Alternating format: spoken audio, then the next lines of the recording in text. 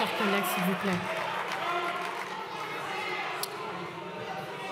S'il vous plaît. Je vais mettre aux voix l'amendement 877. Double avis défavorable à main levée. Qui est pour? Qui est contre? Il n'est pas adopté.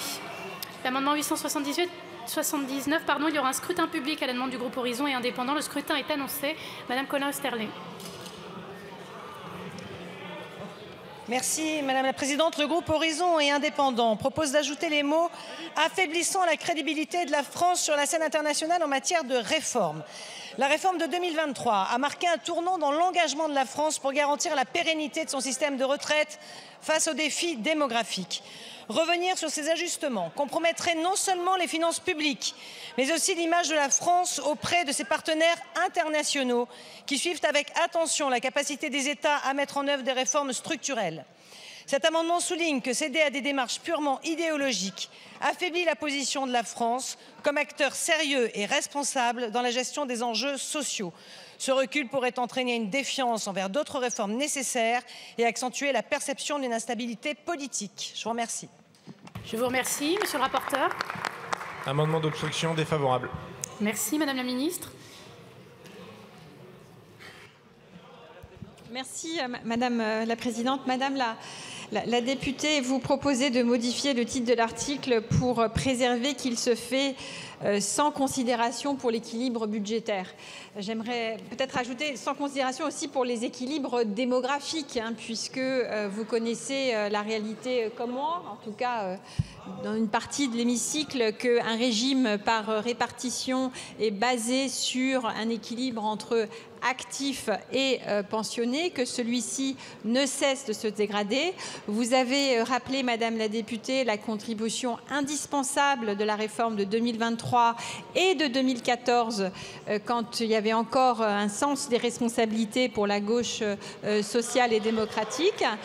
Eh bien, vous avez raison. Donc moi, je comprends le sens de votre amendement. Pour autant, je pense que ce changement de titre n'est pas indispensable. Donc, je vous demanderai de le retirer, sinon j'aurai un avis défavorable. Merci beaucoup. Merci. Il est maintenu. Madame la Présidente Panot. Nous sommes contre. Et enfin, lorsque, concernant le collègue Andy Kerbrat, lorsque nous avons une personne en maladie, en arrêt maladie, qui se bat contre une addiction, on ne l'instrumentalise pas pour un combat politique, c'est absolument abject et ignoble. La parole est à Monsieur Bazin.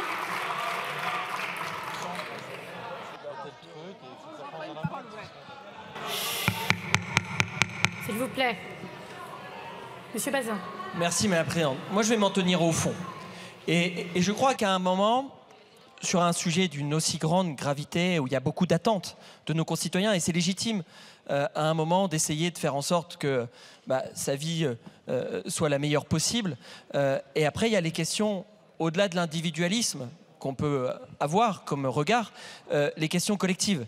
Et à un moment, travailler sur la question des titres ne me choque pas. Ne me choque pas parce qu'à un moment, il faut bien nommer les choses. Or, en réalité, sur cette abrogation, finalement sans alternative, crédible, dans ce cadre d'une niche parlementaire, on a un chemin qui peut sembler périlleux. Et derrière, qui en serait victime? Pas nous directement, les Français, notamment ceux qui ont besoin de leur retraite pour vivre. Et c'est bien ça le vrai sujet, la viabilité de notre système de retraite par répartition et finalement l'abrogation telle que vous l'imaginez, parce qu'on pourrait abroger une réforme, mais en l'accompagnant d'une autre réforme crédible, sérieuse, responsable. Là, il n'y a pas d'accompagnement. C'est une abrogation pure et simple qui est dangereuse pour le système. Et donc c'est important que la représentation nationale se préoccupe de notre système de retraite par répartition, de sa viabilité, de sa pérennité. Et derrière cette abrogation, les conséquences sont très claires. C'est 450 € de cotisation par an pour les travailleurs, donc une perte de pouvoir d'achat. On ne peut pas l'accepter. On ne peut pas l'accepter. C'est 770 € par an en moins pour nos retraités. C'est leur pouvoir d'achat des retraités. On ne peut pas non plus l'accepter. Donc on le voit bien aujourd'hui. La question financière, la question de l'équilibre, elle est fondamentale. Et vous ne pouvez pas nous dire, on abroge et puis on discutera plus tard du financement. C'est pas sérieux. Enfin, à un moment, on est là aussi pour être sérieux et crédible. Et là, on n'y est pas. Et donc la question fondamentale du financement de notre système, elle va de pair avec sa pérennité. Si on menace notre système, demain, ça sera les retraités qui seront perdants. Et on ne peut pas l'accepter. On est là pour défendre nos retraités. On est là aussi pour défendre nos actifs. Et c'est là le fond de la question. N'évitez pas cette question du financement. Je vous remercie. Je vous informe de nouveau scrutin public sur l'amendement 3 à la demande du groupe Ensemble pour la République et toujours pour le même groupe sur le vote de l'amendement 502. Les scrutins sont annoncés. Nous procédons au scrutin public sur le 879. Double avis défavorable. Le scrutin est ouvert. Le scrutin est clos.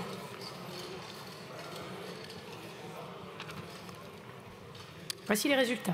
Votant 340, exprimé 321, majorité 161. Pour 95, contre 226. Il n'est pas adopté.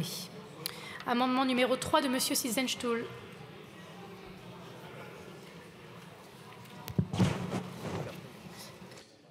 Merci Madame la Présidente, Madame la Ministre, Monsieur le Président de la Commission, Monsieur le rapporteur du texte. Cet amendement vise à ajouter l'adjectif irresponsable après le nom abrogation. Puisque, comme l'a dit notre collègue Bazin avant, il est important de bien nommer les choses. Abroger la réforme des retraites, c'est-à-dire revenir à la retraite à 62 ans, dans le contexte actuel, ce n'est pas responsable. Et cette irresponsabilité, c'est une erreur économique profonde. Elle illustre aussi le déni de réalité dans lequel est plongée une bonne partie de la classe politique française, le déni de réalité dans lequel est plongée la gauche, avec le soutien de l'extrême droite. Et le déni de réalité, c'est celui qui refuse de voir que nous vivons plus longtemps. Et c'est une grande nouvelle. Et c'est d'ailleurs une grande réussite des sociétés capitalistes au XXe siècle et au XXIe siècle. Et puisque l'espérance de vie a augmenté de façon importante en un siècle, il faut mécaniquement travailler un peu plus longtemps. Et nombre de nos concitoyens le comprennent, ce raisonnement. Le déni de réalité, c'est aussi refuser de voir que la chute du ratio entre les actifs et les retraités amènera à une baisse certaine des pensions de retraite si nous ne faisons pas un effort collectif de travailler un peu plus longtemps. Le déni de réalité, c'est refuser de voir que les grandes économies européennes ont toutes fait des réformes des retraites bien plus ambitieuses d'ailleurs que la réforme que nous avons faite il y a 1 an et demi. En Allemagne, c'est 67 ans. En Italie, c'est 67 ans. Au Royaume-Uni, c'est 67 ans. En Espagne, que vous prenez tout le temps en modèle et qui est gouverné par la gauche, c'est 65 ans. Nous sommes le camp de la responsabilité. Merci. Et nous défendons notre réforme. Je vous remercie. Quel est l'avis de la Commission sur cet amendement? Amendement d'obstruction défavorable. Défavorable, merci. Madame la Ministre. Merci Madame la Présidente. Monsieur le député Silsenstuhl, vous voulez modifier le titre pour rappeler le caractère irresponsable de cette proposition de loi. Effectivement, la proposition du groupe LFI prévoit une recette sans s'assurer de sa suffisance et de sa durabilité pour couvrir les besoins futurs. Cette insuffisance mettrait en péril le paiement des pensions, nos 17 millions de pensionnés, comme l'a rappelé monsieur Thibault Bazin. Et donc, oui, vous avez raison, cette proposition de loi est tout à fait irresponsable financièrement. Je ne crois pas que ce soit nécessaire de le rappeler dans le titre, donc j'émettrai un avis défavorable si vous ne retirez pas l'amendement. Merci. Je vous remercie. Bon, j'ai plusieurs demandes de prise de parole, mais je n'accorde que 2, un pour un contre, comme je l'ai indiqué. Donc c'est monsieur Bompard et puis madame Spielbout. Obstruction ridicule, nous sommes contre. Madame Spielbout. Oui, merci Madame la Présidente. Nous sommes pour cet amendement parce que, effectivement, cette proposition de loi nous semble irresponsable. Parce qu'il est irresponsable de vouloir abroger une réforme, certes impopulaire, mais une réforme qui est indispensable pour rééquilibrer notre système de solidarité nationale.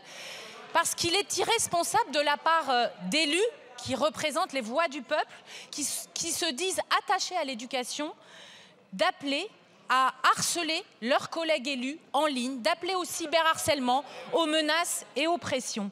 Parce qu'il est irresponsable de la part d'un rapporteur régulièrement d'avoir un comportement déplacé dans l'hémicycle et en commission des lois. Parce qu'il est irresponsable aussi, quelques jours après le 13 novembre, de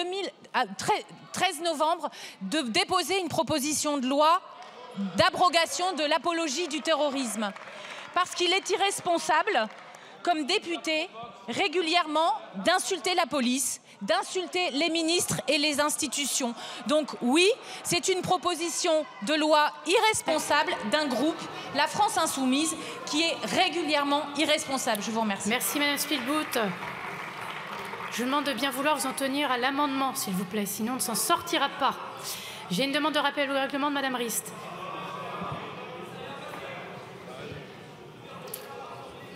Merci Madame la Présidente. Sur l'article 100 de notre règlement alinéa 1 pour le bon déroulé de nos débats, j'ai été la rapporteure générale de cette réforme des retraites pendant 15 jours au banc, Madame la Présidente. Il y avait 13 000 amendements sur cette réforme des retraites.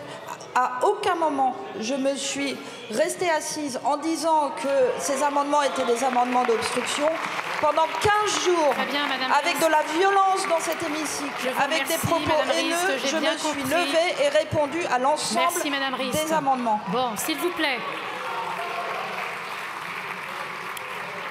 Monsieur Bompard, pour un rappel au règlement. Merci Madame la Présidente. Juste pour vous rappeler qu'il est d'usage de limiter les rappels au règlement à 2 sur la base du même fondement. Et je vous demanderai de bien vouloir donner suite à cet usage. Merci. Et je vais le faire tout de suite. Alors, scrutin public sur cet amendement.